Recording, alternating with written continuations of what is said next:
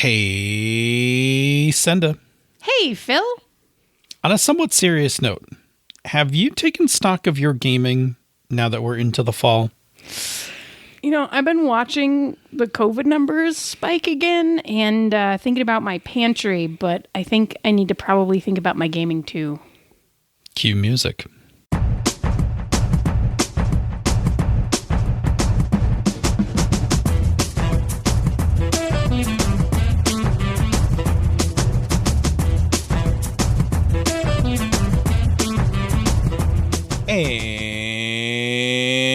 And welcome to another episode of Panda's Talking Games. I'm your host on the East, Phil. And I am your host in the West, Senda. Yeah, well, geography's going to matter a little bit tonight. It is going to matter a bit tonight. I do feel a little bit like the elves passing into the West over here, but carry on. So first of all, a couple things. Already, we've been all over the place during the intro of the show. So a reminder, we are neither writing nor editing these shows during these COVID times. And hint, hint, we won't be after these COVID times either. Probably not. Let's admit it. I'm really enjoying that 3.5 hours of life that I've regained. Yeah, it's great. I got back like an hour and a half myself. Other thing is that I think it's fair to say overall, things have been pretty stressful lately in our own lives. Yeah. So we're a little, at best, off and worst punchy tonight. Yeah. So you're going to get what you get. Not sure how that's going to go. It's going to be fun to find out. Either this is going to be sort of a low-energy thing where we fumble around trying to figure out how to maintain a conversation and not have dead air, or it's going to be a lot of giggles. Oh, no. My college training on college radio does not allow for dead air whatsoever. So if you flatten, I will immediately fill up the space. The air. Yeah. That is we won't have dead air. It'll just be whether or not this conversation moves along at what pace. In either case, so our topic for tonight is not one picked out by our community. Reminder, we love to do ones that are picked out by you all, and we'll go back to doing that next week probably. Like I said, we don't usually come up with our own topics very often, but today we came up with a topic that we thought was fitting, and we kind of just chatted it through pre-show. So what we're going to talk about tonight, do you want to tell them since I just talked a bunch? Do you want to tell them what we're talking about? And then I'll do like a little intro kind of thing. Sure. So Tonight we're going to talk about taking stock of your pandemic gaming needs, by which we mean taking stock of what your gaming is right now and if it is doing for you what you need it to in our current ongoing global crisis. Yes. And so, by way of, and I'll do this now more, I think less for people in the current space and more for at some point when they unearth the server for historical posterity. So when where we are, children are listening to this. Well, their history class. Just by way of reference, where we are right now is that we are at the end of October of 2020. We have been, for the most part, in lockdown since March. That's a lot. As predicted with the fall, we're starting to see numbers surging in many, many states. Pretty much everywhere except where you are, to be entirely honest. I have to say that not that New York doesn't think it will have its numbers rise. I mean, we think we will, but we are New York proud of our effort to really corral the virus. But even then, I have not eased any of my behaviors. Right, I'm still masked. I'm not interacting with people in person. I'm only making brief runs to the grocery store, working out of my house, not going into the office. All of those things. And I think that's pretty true for you as well, right? It is exactly true for me also. Yep. I have literally been out of the house once a week, I think, for the last several weeks to the grocery store. But it is spiking here. Yes, Pretty frighteningly. It's higher right now than it has been the entire rest of the year. And then on top of that, again, for historical purposes, we're like about a week out from the 2020 election, a thing I'm not even capable of speaking about at this point because of the anxiety surrounding it. Literally, the fate of, the fate of the country, the fate of, all of us. Also on the weekend, the White House announced that they've kind of given up on trying to contain the virus, as witnessed by surging numbers. Anyway, against that bleak backdrop, we hope that you have been gaming all along, and I know that's not true because I know some people like. They thought the lockdown was only going to be for a short amount of time, so they stopped gaming, and now we're into this for many months, and to be honest, we're probably into this for at least this many months more, right? And another 6 to 7 months easily. Yep.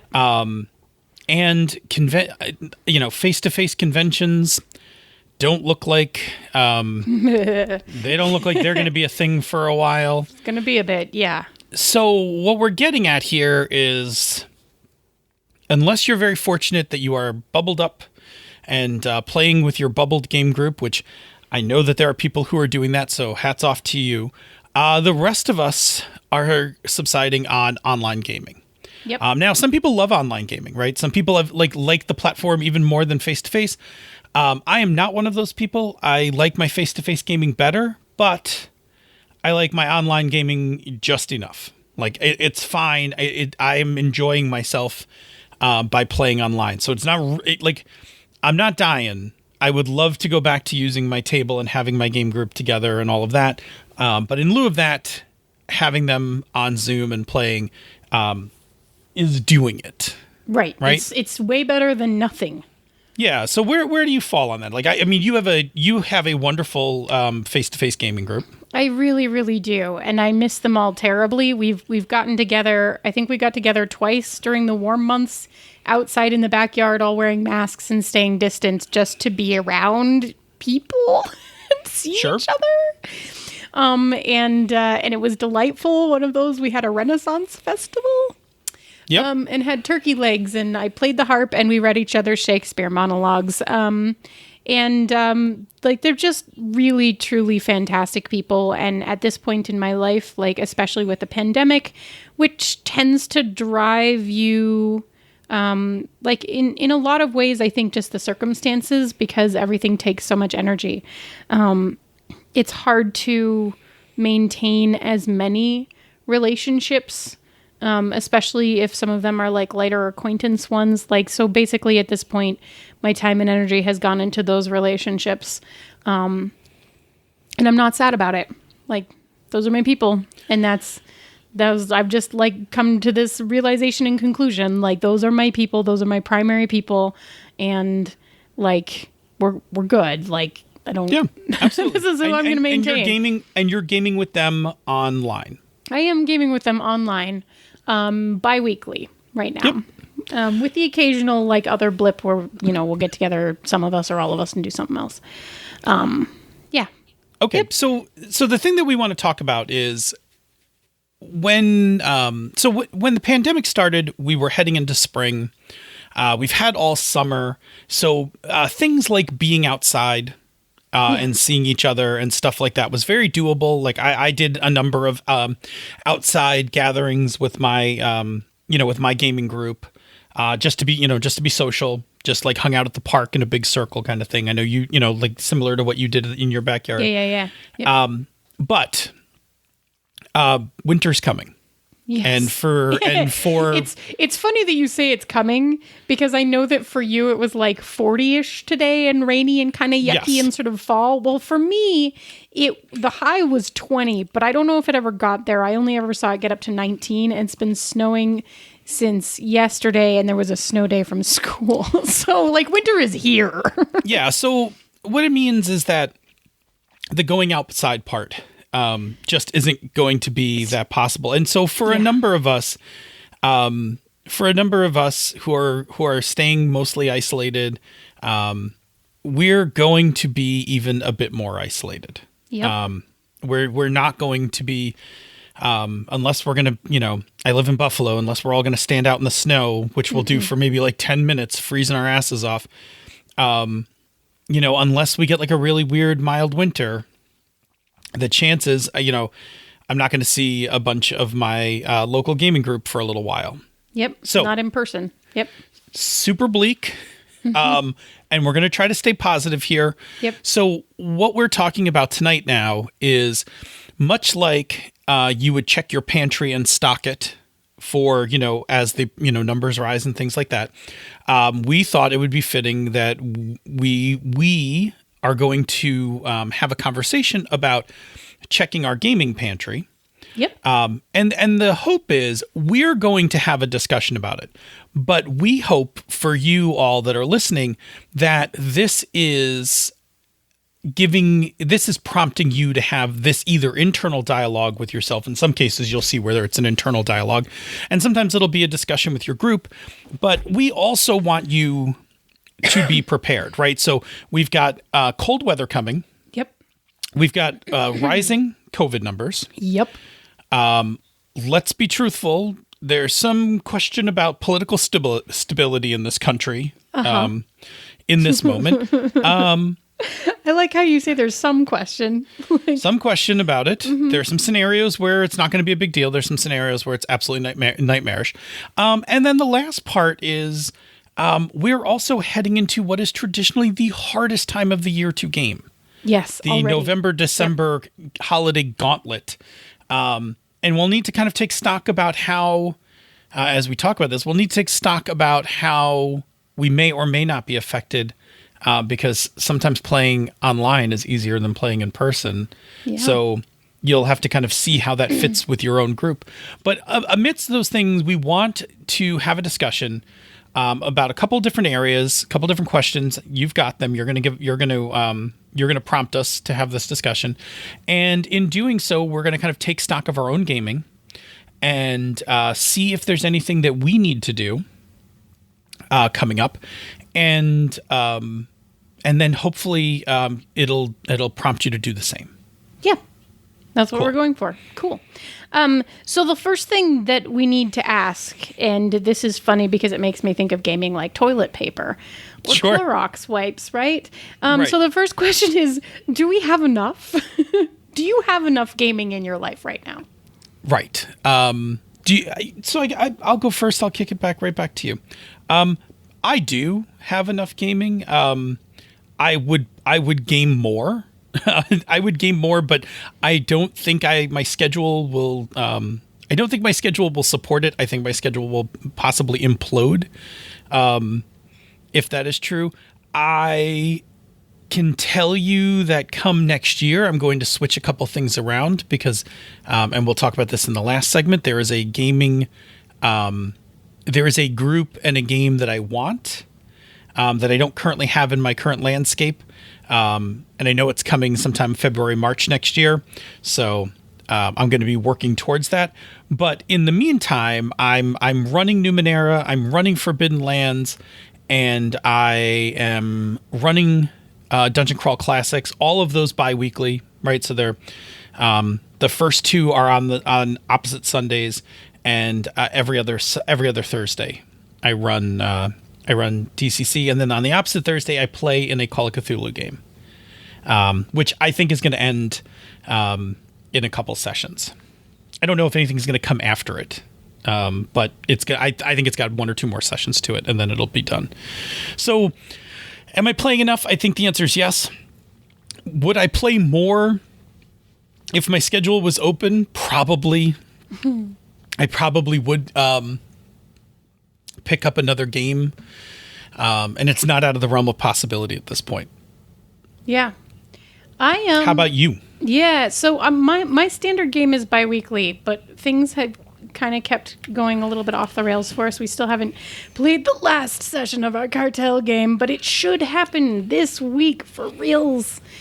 Fingers crossed, everyone, please. Yeah. So that's my like just old standby, rock solid, good gaming always.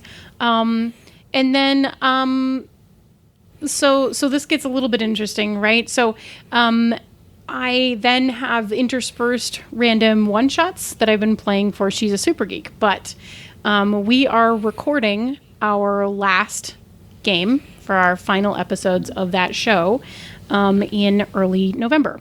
So once that is done, I am actually sitting here thinking, I don't know if I have enough gaming because I really am only playing once every 2 weeks at that point. Well, and that's always been a thing. I mean, as a bit of an aside, right? So SassGeek has always been a thing where you've always had to commit to playing games on some sort of schedule, and now you don't. Yeah. Like, I don't really. And also, like, I don't have to keep my weekends free to be able to record those games. So that's also different. So I might... There is an occasional every other week, like, Sunday game that I've been jumping into. And if that is still going, then I may make more of an effort to show up regularly. You know, but or maybe I start something, or maybe, I don't know. I need to think about that now. This is a good conversation. Yeah. I mean, I would kind of think you probably aren't. I mean, I'm gaming way more than you are. I know. You're gaming a lot. Well, well, I mean, you're gaming twice a week, right? And I'm basically is what it comes down to. I'm gaming twice a week, and truthfully, the Call of Cthulhu game was something I picked up during the pandemic. The other three, those were you already had those were face-to-face games. Those were my gaming group, and those were established for some time, right? Like my Forbidden Lands game is 33 sessions. Yeah. It's gonna play its 34th session. Yes. Yeah, there's some long running stuff happening there, and I don't know. It's really interesting. It's really interesting thinking about it because I'm also like, my gaming priority is and will like remains that same game group. So I will say part of how I have filled that gap going into this is that we had things like a letter writing game that were things that I could do on my own time. They didn't actually require other people's direct input.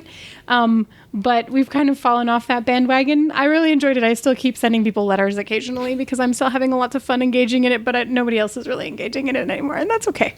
And then I've still been, I've been doing like just writing character work. Like little 2-person story things, which has been fun. And that's been filling that hole for me in a lot of ways also, because it's just ongoing and it's something that I can, again, like you can address it a little bit every day. Collaborative writing, right? Yeah, it's basically collaborative writing, but it's role-playing because you just talk about your character in the present as yourself. That's basically, it's the same thing. Anyway. So those two things have been kind of filling that hole for me, but I think it might be nice to see if I could get another bi-weekly game like on a weekend or something going. That was a really long way to say that I probably will not have enough gaming after I record this last game for She's a Super Geek. Well, and this is a good and this is a good time for us to be discussing it, right? Yeah. Like this is time to take stock. This is a change for me, right? Like it's going to be a change. Absolutely. Yep. Yeah. Cool. All right. So good. We've established that I probably shouldn't get into another game, although I suspect if that Thursday slot opens up, and there isn't something, you'll just like I may just go play something else or run something else. I don't know. Yeah. Let me know. I mean, of course. Yeah. So the next question is the gaming that you have nourishing you?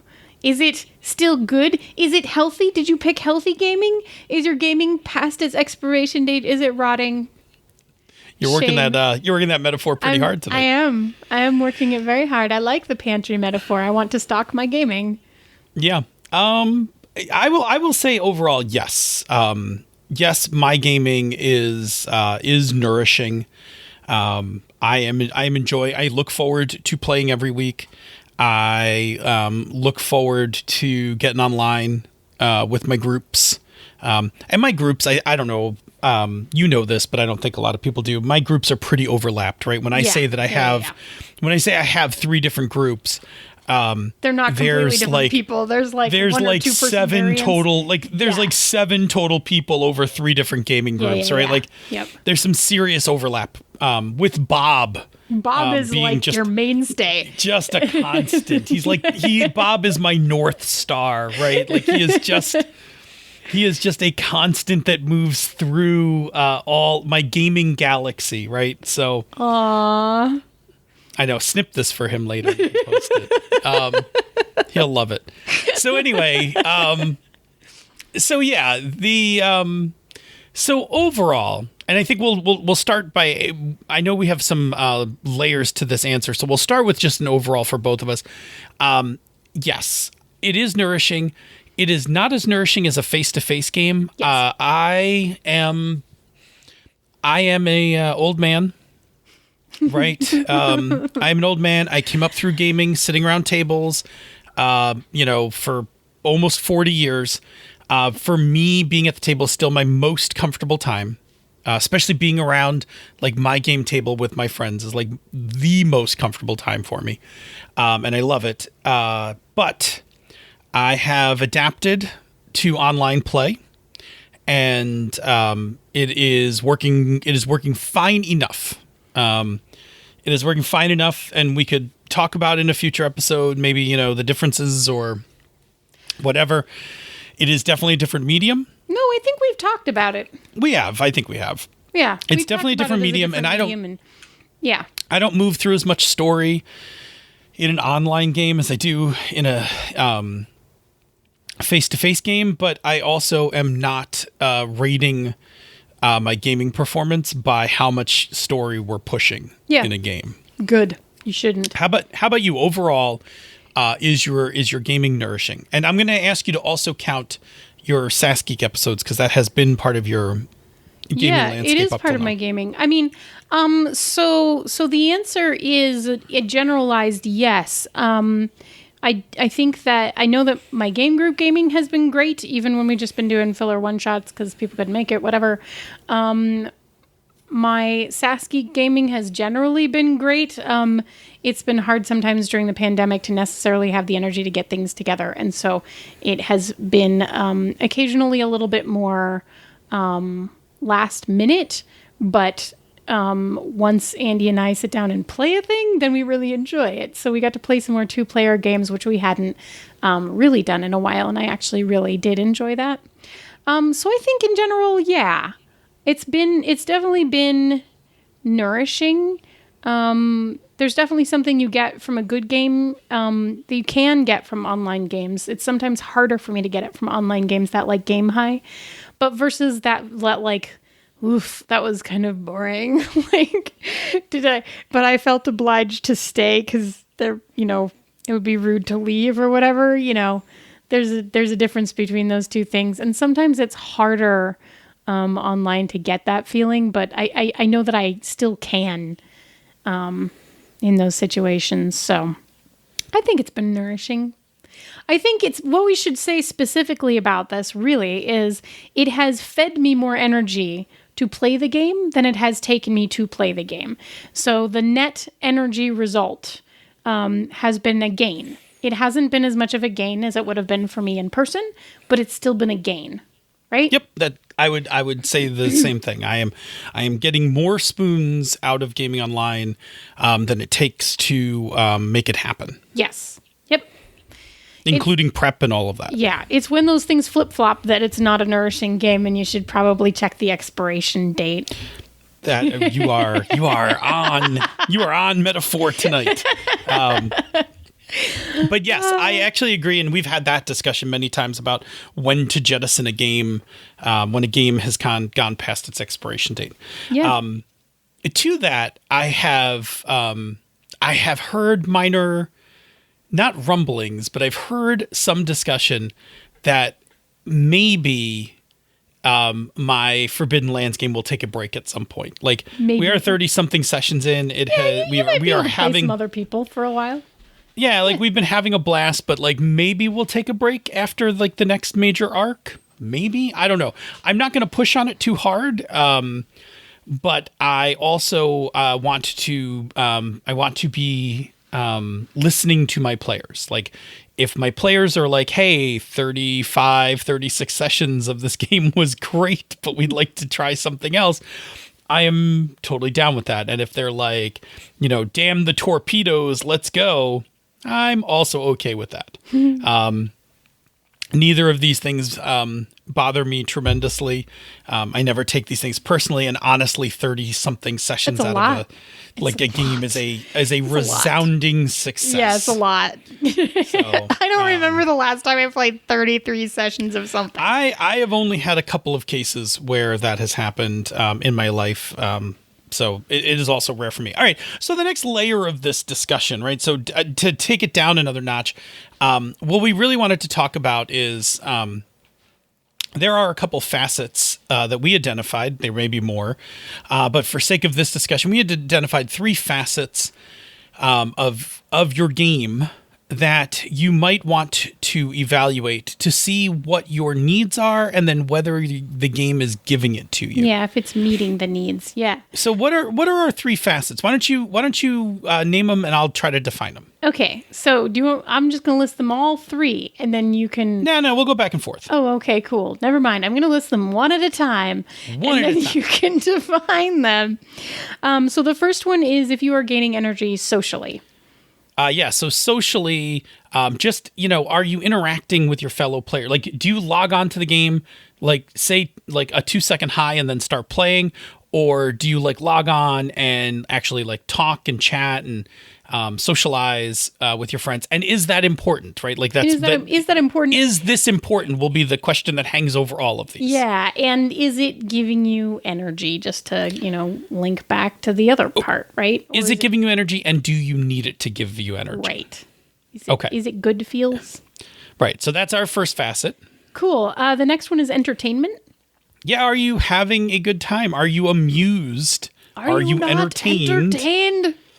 Yeah, are you entertained by what's happening in the game? Mm-hmm. Right? So, like, when you're playing it, are you laughing? Are you having a good time? That kind of thing. Is it easy to remain engaged?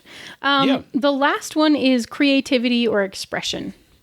Yeah, is this game giving you the creative outlet? So a lot of us get into gaming, whether it's GMing or playing or whatever, for it to be a creative outlet. So are we getting to be creative in the game that we're playing? Yeah. So I'll ask you, across those 3 facets, yeah, what's your current game doing for you? And is it doing enough of it? Like, are you getting all the things you want? Yeah. So in terms of socially, I definitely am. We've always been pretty social gamers. So we tend to play, especially right now, just online, we tend to play not super long sessions. We tend to chat as people are gathering. We even tend to just start the Zoom early and like people will just filter in. I'll still be making dinner in the kitchen and we'll just be like chatting. So like that part is working really well for me. And I have to kind of limit my social part to more of the personal games, because that is one of the things that is harder about recording games for a podcast, is that the social time is very different, because you do actually have to be some kind of professional and explain how things are going to work. And you have to edit all of it. Yeah, and you have to edit all of it. So, but that's before you hit record. Oh, sure, right? sure. We just don't record that nonsense. Unlike this show, where we record like everything. So there tends to be a lot of like setup and that sort of thing. It's not as social as an environment. And also, we may or may not know the people that we are playing with. Like we may or may not have ever met them before.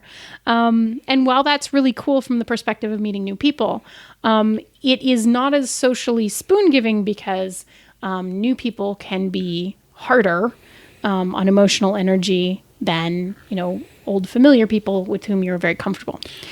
Yeah, I mean, I think with new people, there's a certain amount of energy that has to go into establishing your connections, like all of that. And that right there is why it's much harder for me to run Zoom games for strangers, because the amount of energy output that I spend on the social connections, because you have to spend so much more with the video camera between, is very draining to me.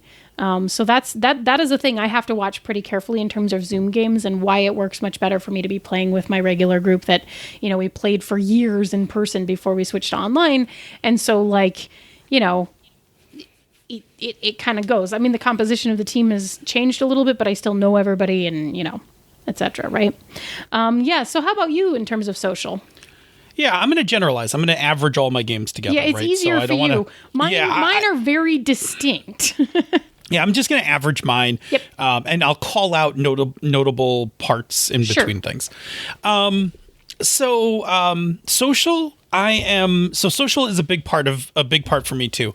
In fact, when we were face to face, my game groups on Sundays would get together for dinner. Before the game, like we would go out to dinner as a group to a restaurant. Do you remember restaurants? I do. Sometimes I walk in and I pick up a bag and I leave. I do that too. Yes. Yeah. But we would go out for dinner. So we would have a completely social experience before the game, come back to my place, set up at the gaming table, chat a little bit more, and then get into the game. And so now I'm still doing that by doing what you do. Like I open up my Zoom like a half hour early, and I have no intentions of starting the game. Yes. Yeah. Right. Yeah. I let everybody get settled in, and I want to hear about how people's weeks are. And honestly,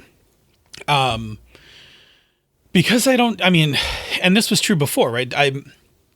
The primary way I saw my friends was through gaming. So if someone needs to vent, someone needs that time, to, they need some sort of support, comfort or whatever, then we do that for each other, right? Like that's a thing we do, as friends within our gaming group. And so if that pushes the game a little later as well, then that's fine. Like sometimes we just do that. And that's okay. But that's a very big portion of it. So I'm still getting that. And that is very important to me. I'm also getting it a couple of other places, because outside of the game, I'm getting it, doing our, Mumble, and then Star Trek and stuff like that. But I am socializing. Entertainment wise, for the most part, I am, entertained in the, in the games I'm playing. The Call of Cthulhu game, that system's just not really my cup of juice. So I like playing with the people who are in it. I like the story that we're playing, but I'm like, about the system. Like I could take it or leave it, to be honest. Like everything else in that game is entertaining for me. The system is not the thing that's doing it for me. And then in terms of creativity, this one's a mixed bag for me. In the case, it's like a sliding scale. In my Numenera game, I'm writing everything, so that's very creative, and I like that a lot. Yeah.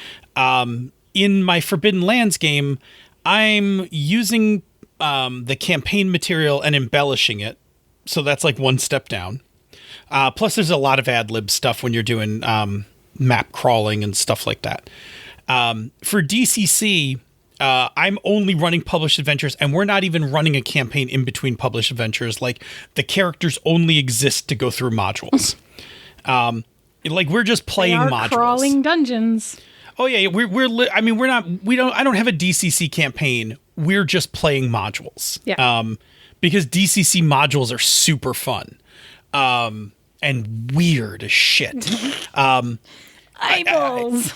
I seriously, I will tell you that as fantasy goes, DCC modules are probably my favorite published fantasy stuff. They do things with adventures that just like other adventures that I've read in the past just do not do. Like They just go there and they make it work for whether it's 0 level to whatever level characters. They like make that work. Anyway, I'm not doing anything like as a creative outlet for those. Like I'm reading them, prepping them, and running them. But it's fine because that's what that game's meant to be. So on the creative level, yes, I'm getting some creativity out of it. Would I like to invest more time? Yes. Do I have more time to invest in being more creative? Not really.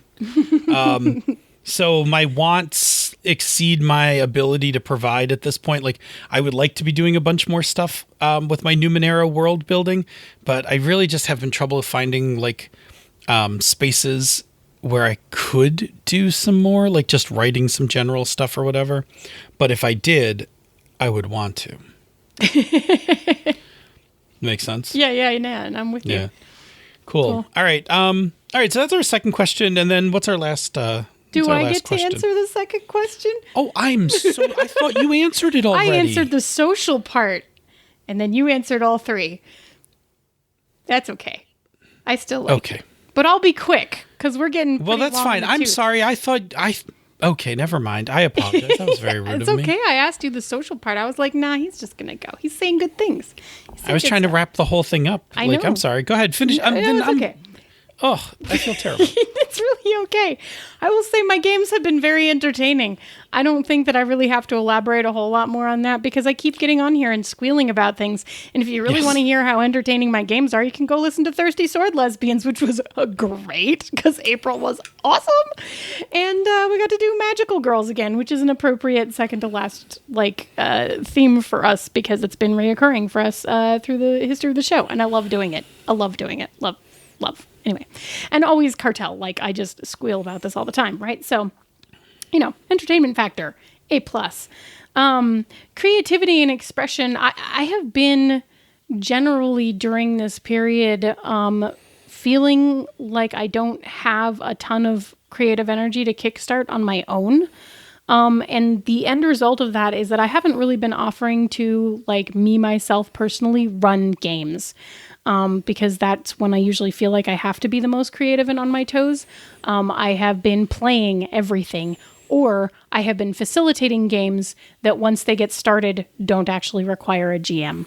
And so that's been working for me a lot because it means that I get to be creative in ways that we've talked about before, right? Where once you have a sandbox to kind of work within and you have the elements, it's much easier to be creative than if your options are everything, then it's really hard to be creative.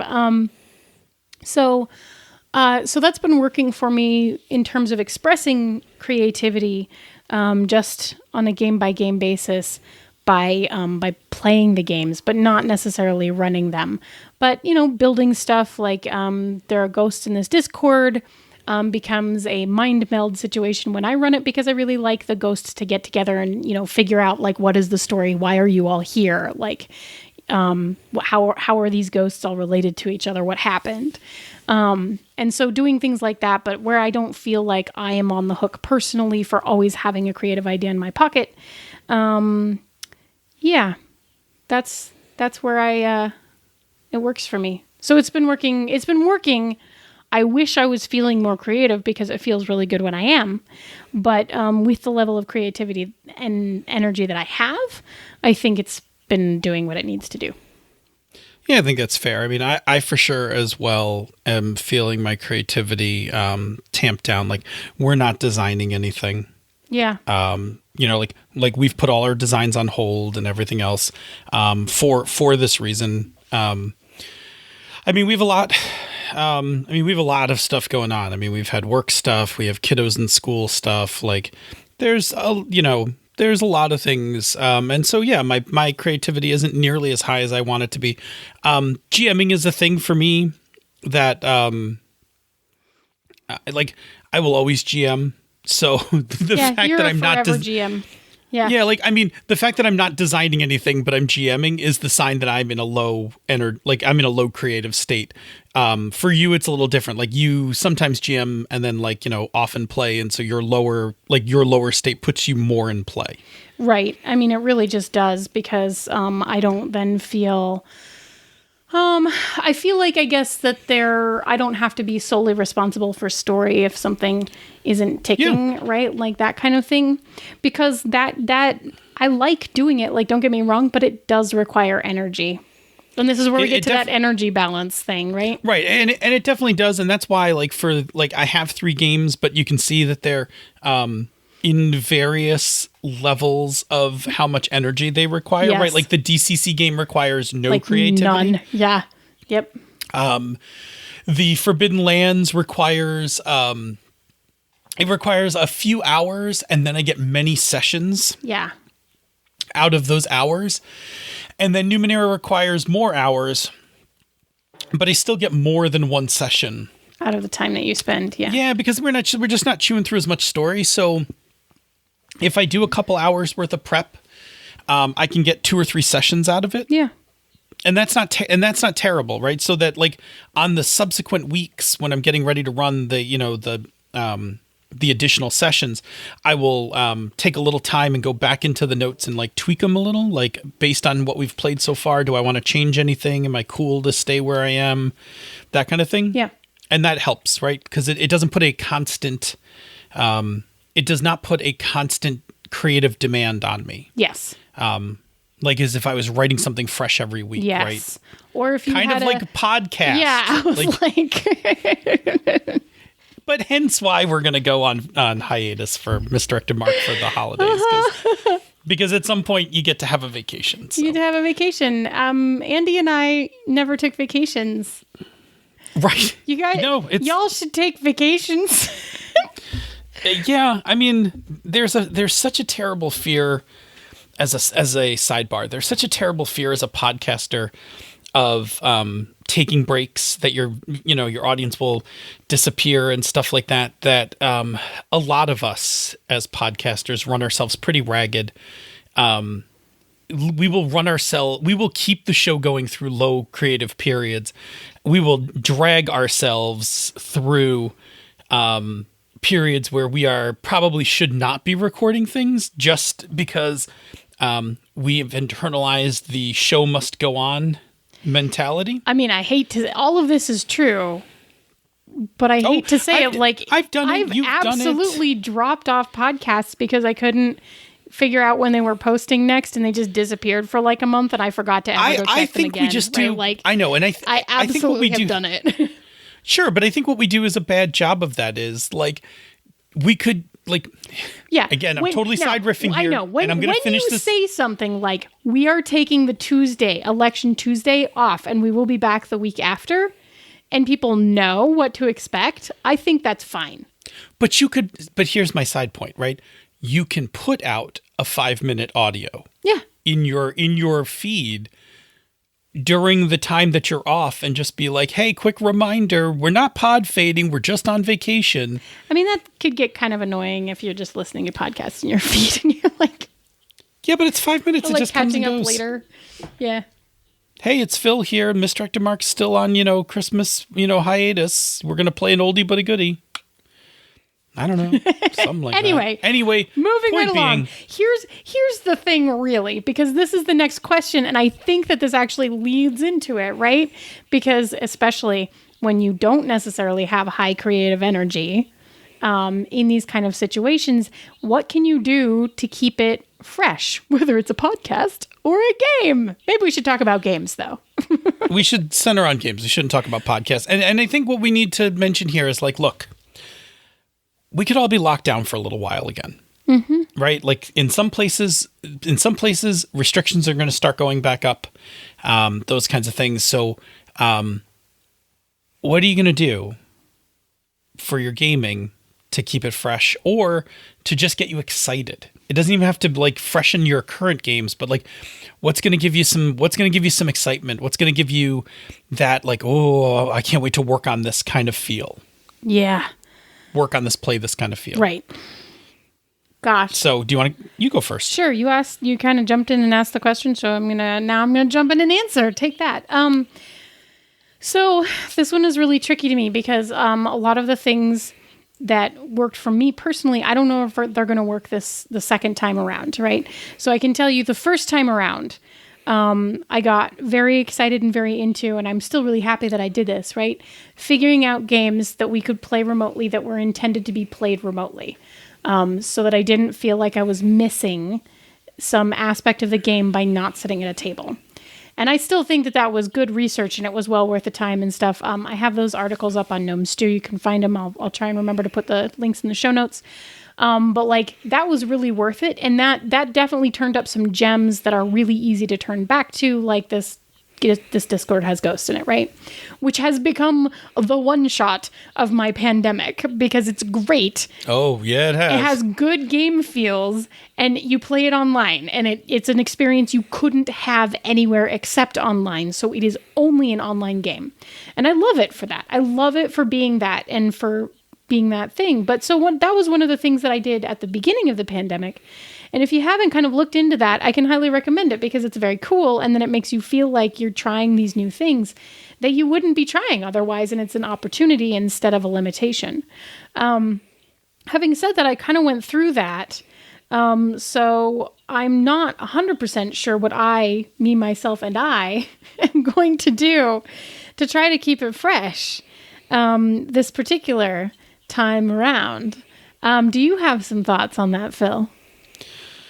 Yeah, I mean, I've flitted through so many things over the course of this pandemic that I don't know what's gonna stick. Right. I will tell you things that I've burned through. Right. Yes, like that's where I am. At one point, I took a game that I love, Whispering Vault, and I took a bunch of Post-it notes and like went through and was like, here are all the things that make this game so very 90s that could be fixed to make it like so much better.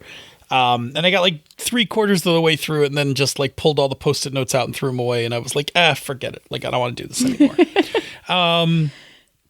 I just went through a classic traveler phase where I was like, oh, like I want to own the, little black books from Classic Traveler. And then like I got some on PDF and like read them and I'm like, nah, not so much. I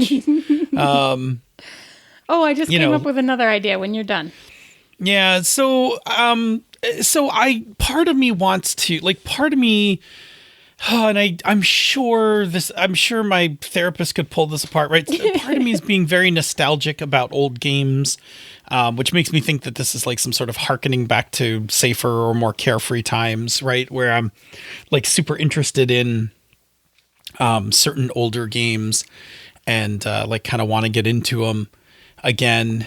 And like that seems interesting.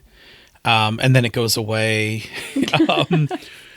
I think the one that I'm going to stick with is that couple of people in my game group have expressed a desire to play Swords Without Master. And I fucking love Swords Without Master. Yeah, because Swords Without Master. And every time that I run it, I'm like, oh shit! Like, why is it I stopped playing this game? Stop? Right? Yeah. Like, so I may just do some one shots, no commitment. Like, throw it up on like a Saturday night, a Friday night, something like that, and just be like, cool. Let's just play Swords Without Master, and purposely go beyond my local gaming group. Yeah. Like, there are people I want to play games with, like you, like Schmitty, Gator. Oh God, like half the Slack room. If somehow time could be bridged, Andrew Dacey, but like somehow that I don't know. Like that's timing is rough on that one. That's across the pond timing. But anyway, there's a whole host of people that I really would enjoy playing some games with, but I don't want to commit to anything. And my ultimate one shot is still Swords Without Master. Yeah. I fucking love it. It plays reasonably well online. It doesn't really take too much to adapt it to online play. So yeah. I think of all the things that I have kicked around, and I have kicked around a lot of shittier ideas or ideas that just didn't really grab me. I feel like that's the one that's going to take. Yeah, the other thing that I remembered, and it's really funny because I even mentioned it earlier in the episode, is trying to change formats, right? Like, there was a thing about us switching to letter writing. Like, yeah, it was a much slower game. It wasn't a replacement for us playing online bi-weekly, right? But switching to the letter format really did engage me and excite me in a new and different way for quite a while there. I mean, I'm still sitting here at my desk looking at all of the stationery stuff that I bought. Like, I have a cat paw print, and I have a bag of wax seals, and I have 2 different seals for the wax, and there's a candle sitting on my desk and a lighter and like all this washi tape, and I like designed and printed my own stationery so that it was in character. I had my special handwriting for how it got written. Oh no, this sounds exactly like you. I know, it is exactly that, but like so the format switch allowed me to engage a ton on my own in creative ways that weren't necessarily ways that had other people's pressure or expectation on them. So that actually really worked for me. And to be entirely honest, I would be super into getting another letter writing game going. Like, it's fine. It's one of those things, because of the slow pace of it, it's hard for people not to fall off of it and for it to kind of fizzle away. And like, I'm okay with that, but like, I would love to start another letter writing game. Yeah, I don't know how I would be at a letter writing game. But I know that feeling, right? Like there are all sorts of kind of gaming ideas that I have rolling around. Like the other day I wanted to get my high school friends together on Zoom, right? Because getting them together and face to face has been really hard because one of our friends is West Coast, but now I'm like, doesn't matter, just do it on Zoom. Like right? we could play on Zoom, kind of thing. Yeah, I really don't know.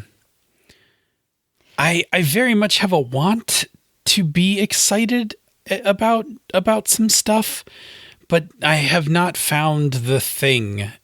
I have the desire, but I have not found the outlet. Yeah. I think is the way to put it.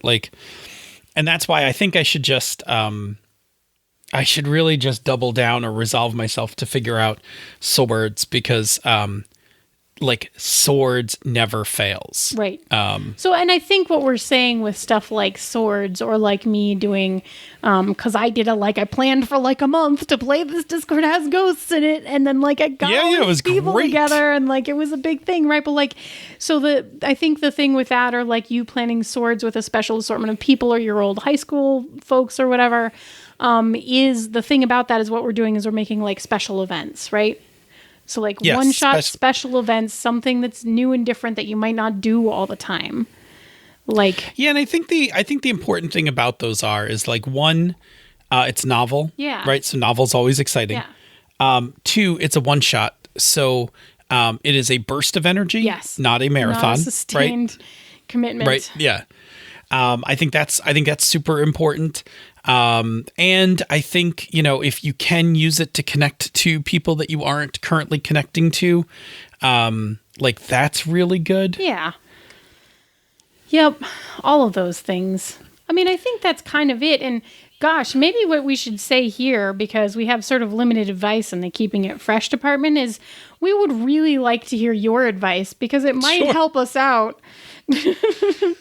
Yeah, I mean, listen, if you can hear it in our voices, right? There's definitely some fatigue and concern. Oh boy. I mean, there's definitely concern, how the next couple months go. And we all want to get through them, and we all need to self-care. And gaming's an amazing form of self-care. For me personally, gaming was the self-care / escape that got me through a lot of the trouble of my childhood.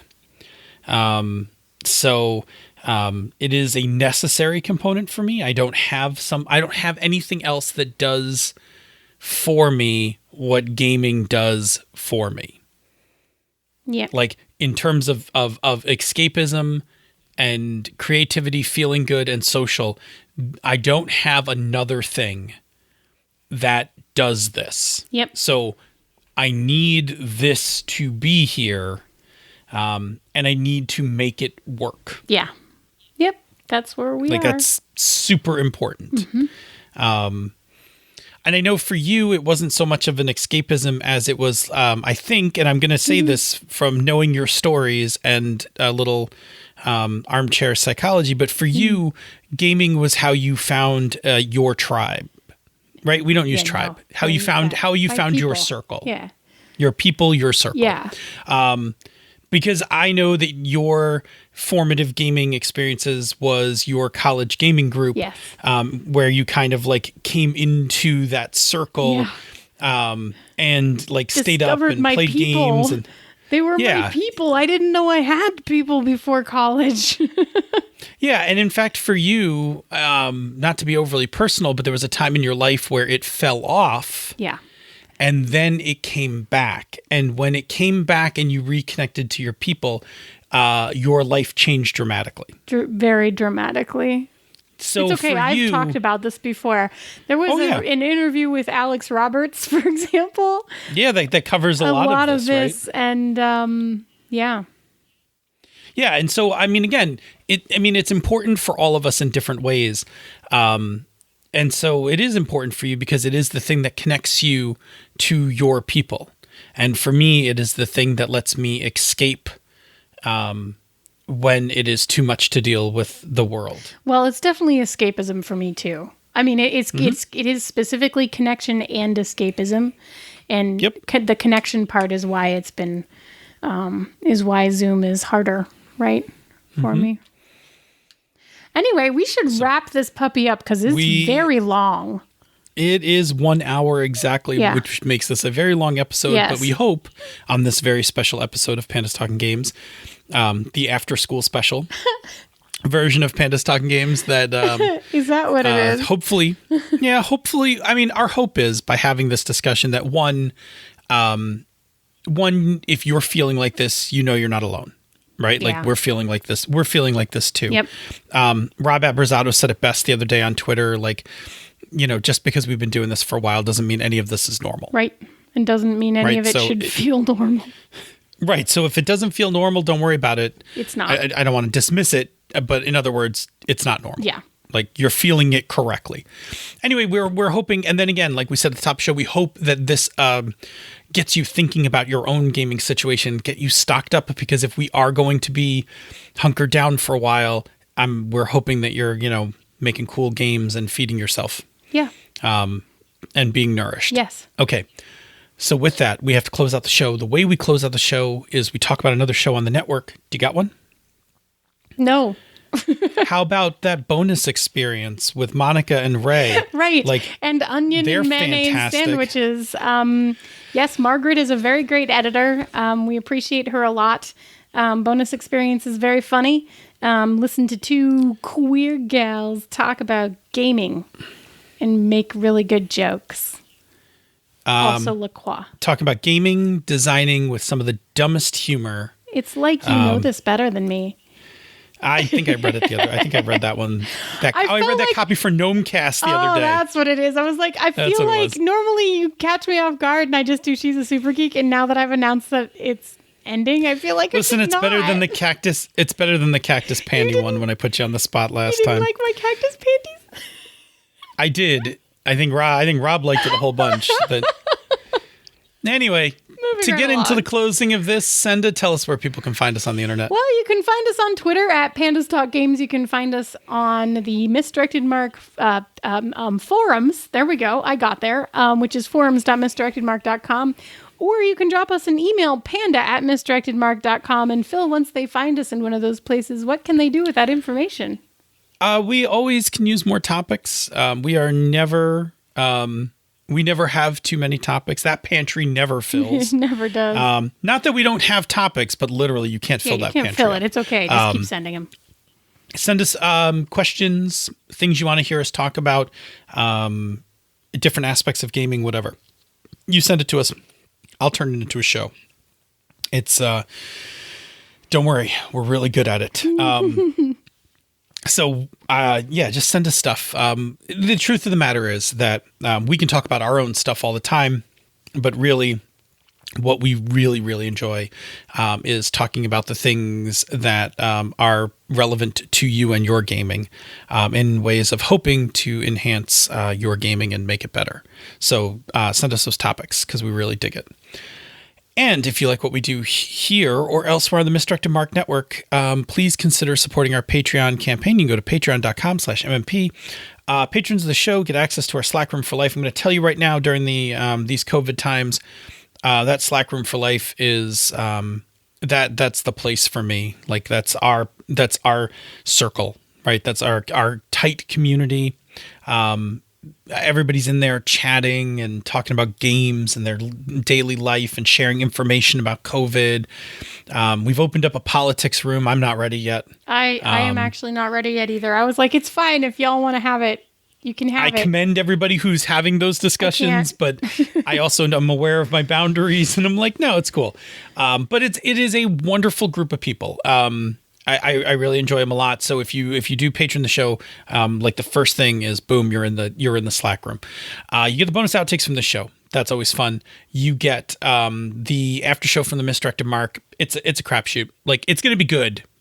Because we'll have just come off of a show, but I can't tell you what it's going to be about. Like it's whatever we feel like talking about when we come off the show. It'll be fine though. And then like during the non-COVID times, we do other stuff. Like when we're feeling a little more creative, like song parodies and giveaways and things like that. But during these COVID times, we're a little more reserved. Anyway, if you are already backing the Patreon campaign, we thank you so very much. Your patronage goes to making everything else happen around here, and that's really helpful for us. And if you're unable to back the Patreon campaign, we totally understand. There is another thing you can do that helps us out by getting other people to become aware of the show. It goes into our whole, if you listen to us, you will love us, marketing approach. What's that thing? Well, you could leave us a rating or review on Apple Podcasts or the podcatcher of your choice. Every new review we get really does actually help new people find the show, which means that they listen to it. And then, as you know, if they listen to it, then they will love it. Because that's correct. That's how it works. Yeah, so basically, if you give us a rating or review, we super duper appreciate everyone who already has. They really do help us, and they make us feel warm and fuzzy on the inside. So if you leave it somewhere that we might not be checking, please tell us. Don't be embarrassed. Just drop us a note on Twitter or wherever. Let us know you left it because we want to go find it. We just can't monitor all of the places. There's so many. There's limits to what we can check. There's so many places that they could be. So yeah, we super duper appreciate them. Thank you so much to everyone. So, say Senda, I know the tradition is normally to play it on a Sunday, but what do you think about a Swords Without Master Saturday night game? Well, I could swing that. Yeah.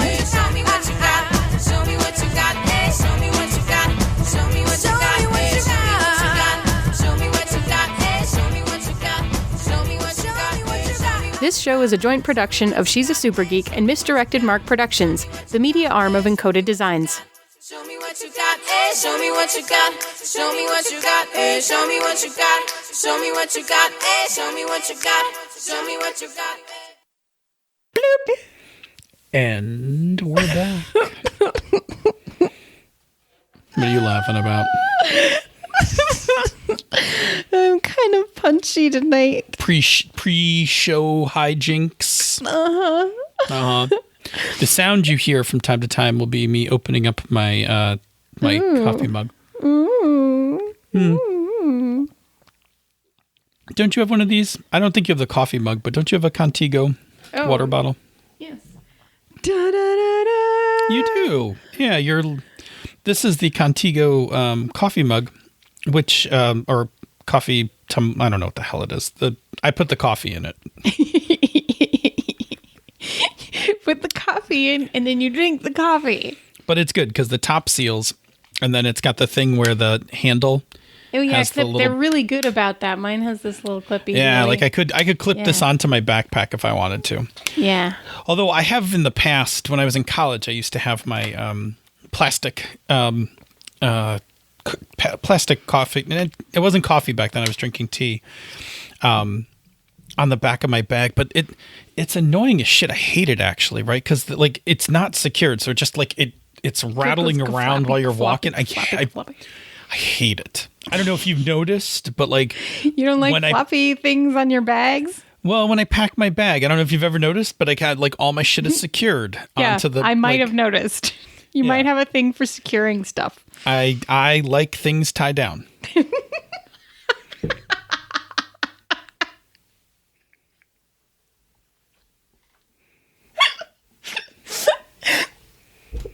We should just start the show now. My. You said it. What is going on now? Anyway, Do you want to make a show, man? do you want to make a show now? It might be kind of lame. I don't know. It won't be lame. The history of this podcast, we've never had a lame episode. It might be one of those. It's either going to be one of those downer, like kind of lower energy episodes where we like stumble around, or it's going to be a really hyper Senda episode. Oh no! This is you're in that precarious energy place. Like I'm. Yes, I could go steady. either way. I could really go either way. Yeah, we'll see which way I push you during the rest of this.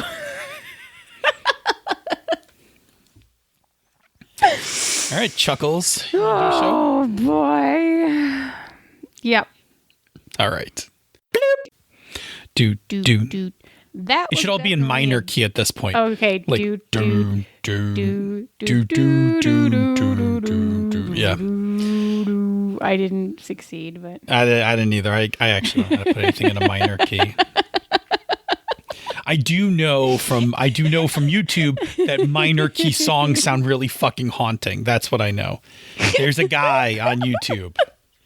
you have a guy. You have a YouTube guy. I got a YouTube guy who makes minor key songs. It's yeah, really fucking you got a minor creepy. key song guy. You got a bag guy. You got a. I don't have a band bag guy. You I got like multiple 10 guys. bag guys. And then you've got like, oh no! Now I know the next song that we need to cover. What's up? I'm the bad guy. Duh. Yeah, that'd be good. All right. Anyway, we gotta make a show. Otherwise, you're gonna actually have to clean this thing up, and you do not really want to edit. I don't wanna. Okay. I'm trying to remember the next part. You go, hey, or no, you go. No, see, that's I was just. You say and. It's and. And thank you. Professional tonight. Wow. How does this go again? It's episode 216. I'll remember it in a second. One take Phil, they call me. That's actually a what you call it? That's actually a West Wing. That's a West Wing joke. All right.